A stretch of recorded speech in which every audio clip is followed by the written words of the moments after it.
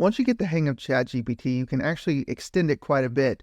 GPTs, which is a tool inside of ChatGPT, allows you to combine, your favorite prompts. You can bring in some extra knowledge and even some additional skills to specify what tasks you want to do. Basically, this will allow you to do the same thing over and over and over with repeatable quality. So it's a really powerful tool for those prompts you use a whole lot, or if you're on a team, sharing prompts amongst each other, or even just kind of going out to the community and finding some really cool things there. So let's take a look at how to set those up.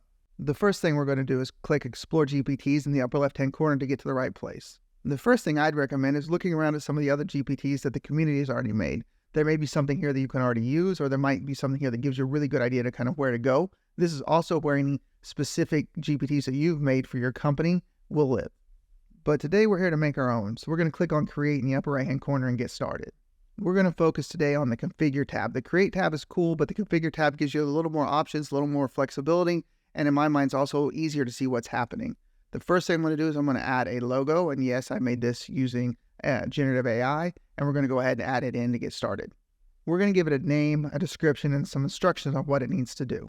For this GPT, we're making a vacation rental listing creator. So if you had an Airbnb or a VRBO or some kind of vacation rental business where you had to create these a lot, this would be a really good GPT to get that repeatable quality, or something you could even offload to somebody else, a VA or somebody on your team, to be able to input the information and get the output at a level where you'd feel comfortable with.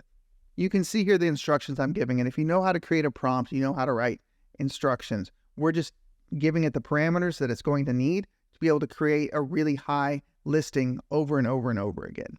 We're going to add in a conversation starter, which is basically just a button that's going to kick off the conversation. So in this case, we're saying, help me create a vacation rental listing.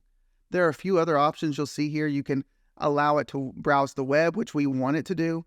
There's no reason for, in our particular GPT here, for DALL-E to be able to generate image. We don't need a code interpreter.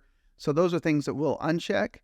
Actions, this is actually, if you're a little more advanced, you want to connect it to an external API and bring in some additional knowledge or additional skills. You can do all of that from within the Actions tab. But for today, we're keeping it pretty simple, and we're just going to have a base set of instructions with some web browsing capability. So we're done. We just need to save it. And there's a few ways you can do. You can save it for just you, where you're the only one that has it. You can save it for anyone who has the link, so it's private. You can save it for everyone, a public deal. And if I was on the corporate version, you can save it for just people inside of your corporate account.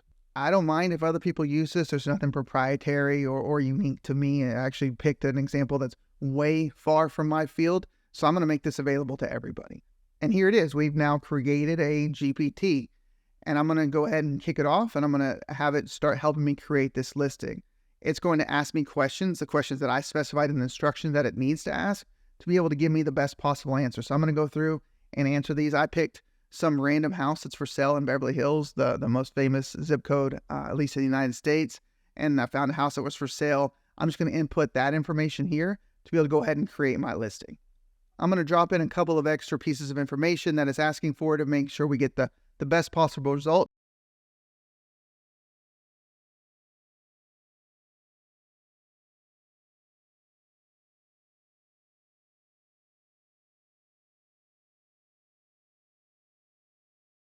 Go ahead and hit submit, and you can see this is actually a very high quality result. And the really great thing is no matter who was doing this, if it's you, if it's a VA, if it's somebody inside of your company, or some random person that you've shown this tool to, as long as they put in the information, the address, the amenity, kind of some of the benefits, you're going to get the same high quality result every single time. And that's the beauty of these GPTs.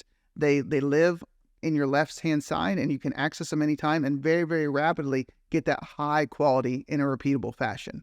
These are super powerful. They streamline your entire AI, working with AI process. So I highly recommend, once you get more comfortable with some of the basics, that you jump in and start creating some GPTs for yourself.